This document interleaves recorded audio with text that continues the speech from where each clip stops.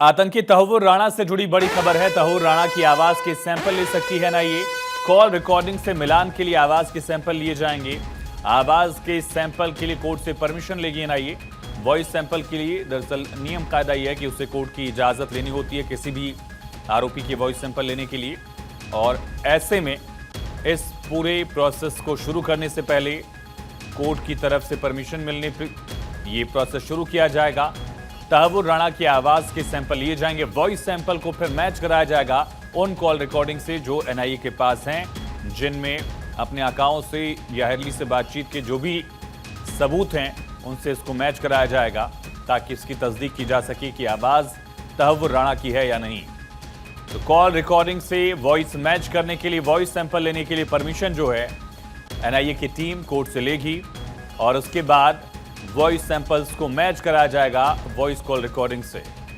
तहव्वुर राणा की आवाज के सैंपल लिए जा सकते हैं। कॉल रिकॉर्डिंग से मैच कराने के लिए प्रोसेस दिख सकता है। तहव्वुर राणा से आज भी पूछताछ चल रही है, कल भी पूरे दिन पूछताछ चली। एनआईए ने कई सारे सवाल पूछे और उससे पहले उसे एक्स्ट्राडिशन के बाद यूएस से ले आया गया, दिल्ली के पालम एयरपोर्ट पर पेश किया गया पटियाला हाउस कोर्ट। 18 दिन की एनआईए के रिमांड में है तहव्वुर राणा और वहां उससे लगातार पूछताछ की जा रही है।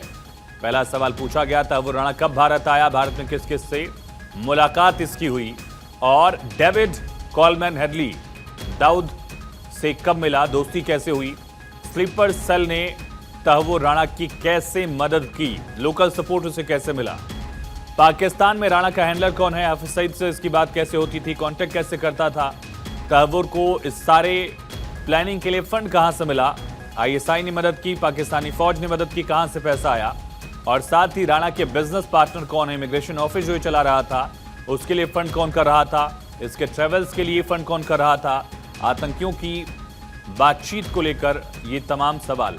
साजिद मीर क्या भारत में मैच देखने आया, क्यों आया, ये सवाल। साजिद मीर भी चार्जशीटेड है इस केस में। राणा के अलावा और किसे पाकिस्तान से फंड मिला, डेविड हेडली के क्या इससे कनेक्शन थे, डेविड हेडली ने इससे क्या क्या बताया था, कौन कौन से स्लीपर सेल अभी एक्टिव हैं, ये भी सवाल इससे पूछा गया। एनआईए ने कई सवाल पूछे हैं। सवालों की लंबी फहरिस्त पहले से ही तैयार थी। ये सवाल जिनका सामना तहव्वुर राणा को करना पड़ा। हालांकि सूत्रों से खबर यह है कि तहव्वुर राणा बातचीत में कोऑर्डिनेट नहीं कर रहा है, सहयोग नहीं कर रहा है।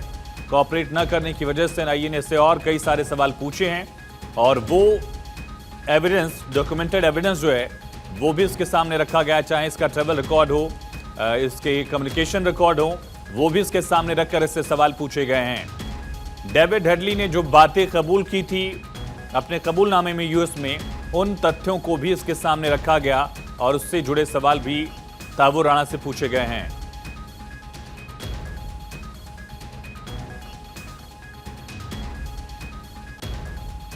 तो डेविड हेडली से ये तमाम सवाल पूछे जा रहे हैं, लेकिन सबसे अहम ये है वॉइस सैंपल्स जो हैं वो एनआईए की टीम तहव्वुर राणा की आवाज रिकॉर्ड कर सकती है। वॉइस सैंपल के लिए कोर्ट से परमिशन लेनी होती है। परमिशन लेने के बाद इसके वॉइस सैंपल को उन वॉइस कॉल रिकॉर्डिंग से मैच कराया जाएगा जो एनआईए की टीम के पास बतौर सबूत उपलब्ध है। इंदर यादव हमारे सहयोगी हमारे साथ कनेक्ट है। इंदर, कोर्ट जा सकती है एनआईए की टीम वॉइस रिकॉर्डिंग की परमिशन के लिए, वॉइस सैंपलिंग के लिए?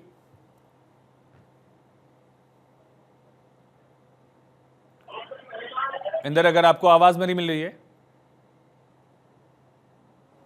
इंदर, वॉइस सैंपल लिया जा सकता है क्या एनआईए की टीम की तरफ से तहव्वुर राणा का?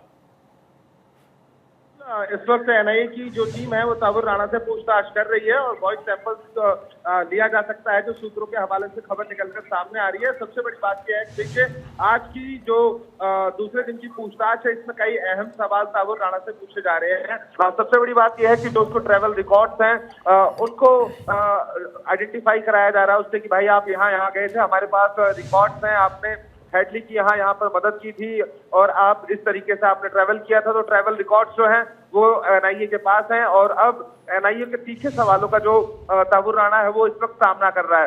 दूसरी बात है कि देखिए, कम्युनिकेशन डिटेल्स भी हैं एनआईए के पास, चाहे जी जो इंदर, आपकी आवाज नहीं आ रही, फिर से आपसे कनेक्ट करने की कोशिश करेंगे, लेकिन जैसा इंदर ने बताया कि वॉइस सैंपल्स लिए जा सकते हैं। जो कॉल रिकॉर्डिंग्स एनआईए के पास बतौर एविडेंस है, उससे इसके वॉइस सैंपल्स मैच कराने के लिए एनआईए कोर्ट का रुख कर सकती है ताकि परमिशन मिले वॉइस सैंपलिंग की।